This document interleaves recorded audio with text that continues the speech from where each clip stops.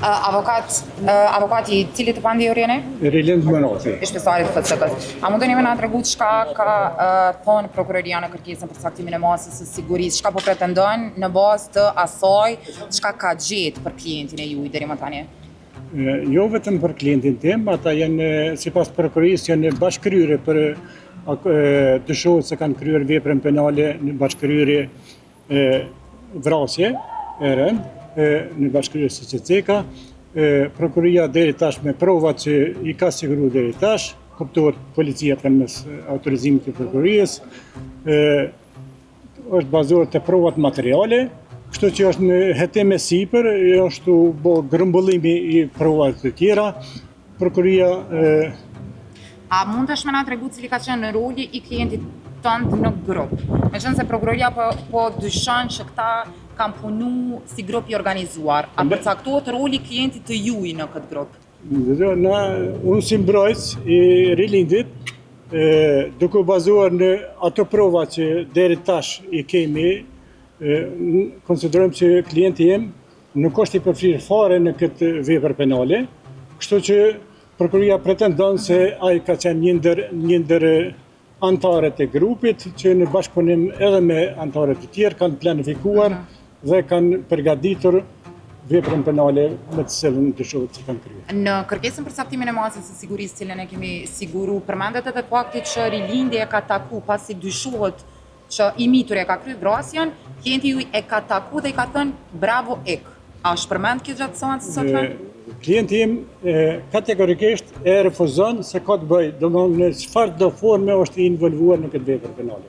A ka pranuar se a nifet me to apo diçka? Përdor si alibi, thot se prej orës 10 në mbrëmje deri në orën 3 të mëngjesit ka qenë me fejurin e tij, e ka të kurrizuar me kështu marrëdhënie me te hoxha si e ka përmendur vetë, edhe thotë unë s'kam bëj me këtë vepër. A është njoft me krysin, me dorasin, a është njoft, a kanë folur për shoqërimin e tyre? A ka pas shoqërim? Ai e përmend njërin nga ata që është shoqëruar vaton mbi Anjaru. Çika.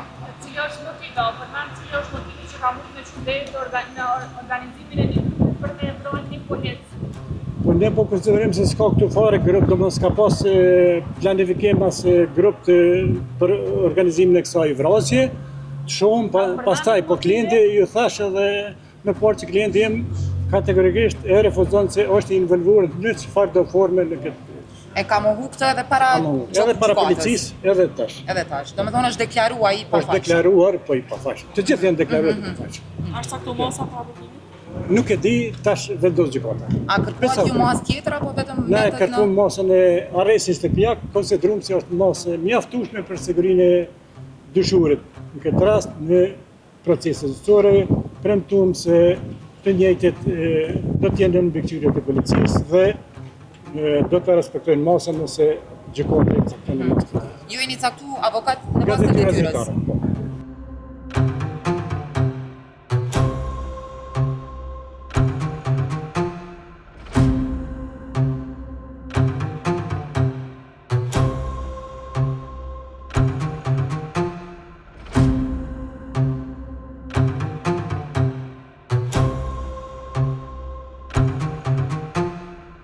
Do me thonë kërkesë të prokurisë i fundit, me disa arsyetime që jam dispozitiv prokuria e krimeve të rënda, Ferizajt, por ajo që ka pom, duke pas kërkesë në dorë, dispozitivin me cilin u kry o kërkue se që caktohet paraburgimi, me bazën se në bashkëkryrje këta kanë kry vrasjen e rënd, do me thonë me privimin nga jeta të rështerit Muhamet Lika, dhe ajo që ka mund të them për juve dhe për opinionin këtë fazë, andaj gjatë gjykimit o kërkova edhe nga prokurori çështjes i cili përfason të kërkesën këtu, që zbashku me krye prokurorin e Ferizaj, zotin Bërim Qerkini, të dalin edhe njerë të japin sharrime se kjo vrasje askud nuk kom përmend, do me thonë në kërkesën për saktimin të paraburgimit se ka lidhmëri ideologjike fetare islamiste, siç po e përdorin, do me thonë mjetet e informimit, për arsye se është edhe një rrethon tjetër,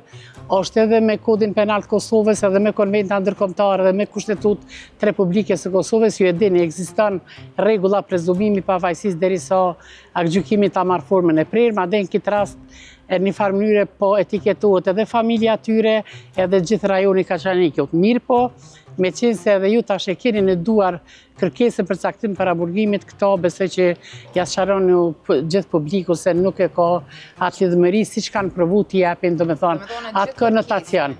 E gjithë kërkesa bazohet lidhur me momentin si ka ndodhur vrasja edhe pretendimet, sipas prokurisë ku kanë qenë këta, edhe pse natyrisht arsyetimet e tyre ishin se Kaçaniku, siç e dim, është rajon i vogël, edhe u sqaruan se i kena pas shtëpia të afër, apo sipas lëvizjeve që i përmendte prokurori, megjithatë janë avokatët e tyre kompetent, ndërsa për klientin tim që është i fundit i rënditun, thotë se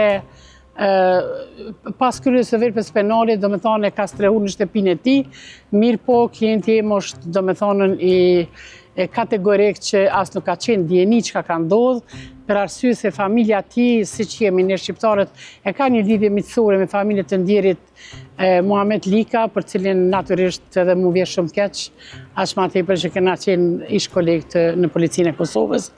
Edhe thotë që lajmin e ku marrë prej babës, këtë ma thotë edhe babaj i tij, cili djerë momentin kur më ka angazhu, kemi bërë kontratë vetëm për fazën e hetime, për arsye se ka thonë, në rast se djali im është spaku vetëm 1% i implikuar këtë vepër penale, unë nuk pranoj as avokat, as gjë të siguroj atij. A u sqaruan motive sipas prokurorisë? Absolutisht, as nuk përmendet motive. Jo, as nuk përmendet për motive ideologjike, as nuk përmendet siç po e përmendin mediat që ka të bëjë me punën. Mirë po, në këtë fazë, kjo është fazë në të cilën, hetimet ruhen me një fshësi shumë të madhe, për arsye se në këtë drejtim kanë punu institucionet e Kosovës, prej logjikës, prej lëmijës të cilën e punoj penale, sigurisht tu ka qenë edhe inteligjenca e Kosovës e implikume, siç veprohet këto raste të rënda, policia e Kosovës që ka bërë një punë, edhe në anën tjetër edhe vetë prokuria që është truri i shtetit. Vetë drejtori i përgjithshëm i policisë dje ka thonë që... E kum po përmes mjeteve të informimit, për arsye se për koincidencë, mu ma ka tërjek vëmendjen, jo, aty përmendet bëzgabovsh as di prej kuj, edhe lidhur me zjarin që shkaktu në gjykatën, po, nuk e di kush, se kam qenë shumë ngarkuar, mirë po, për koincidencë unë në Atlantë kam qenë avokatja e njërit prej tyre, i cili tash është shpall i pafajshëm, është Elmedil Lika, dhe është shpall nga gjitha gjykatat i pafajshëm, madje Këshilli Gjyqësor i Kosovës ka afruar edhe ofertën që do ta dëmshpërblej. Ato e them me kompetencë të plot, madje e ka marrë dhe lëndën sot për shkak pikërisht këtu ekziston prezumimi i pafajësisë, edhe nuk është mirë këtë fazë të gjykohen gjithë secili prej anës vet, për shkak se ta shohim si na zhvillohen hetimet, edhe në fundit gjykata është që e thot fjalën e fundit. Përmende e kalumja e tyne që mundet me u lidh me fe ose jo për shkak që... Po ju e keni kërkesën, edhe shikonin ditale, edhe kërkesën, edhe arsyetimin e kërkesës, askund nuk përmendet ideologjia fetare, askund nuk përmendet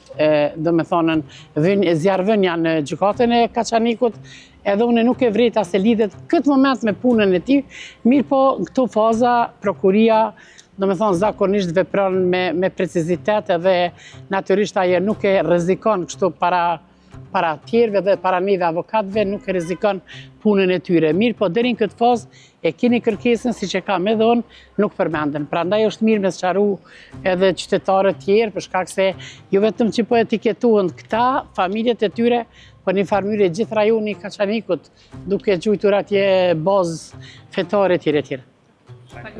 Se tek e fundit, pavarësisht bindjeve fetare, Kushtetuta e Republikës të Kosovës e ka linjën e veçantë, e cila e mbron bindjen e personit, bindja e personit është e lirë, qoftë në aspektin politik, qoftë në aspektin fetar, edhe prandaj talojmë institucioni shtetëror, prokurin, të zhvillon hetimet dhe të shohim epilogën e kësaj.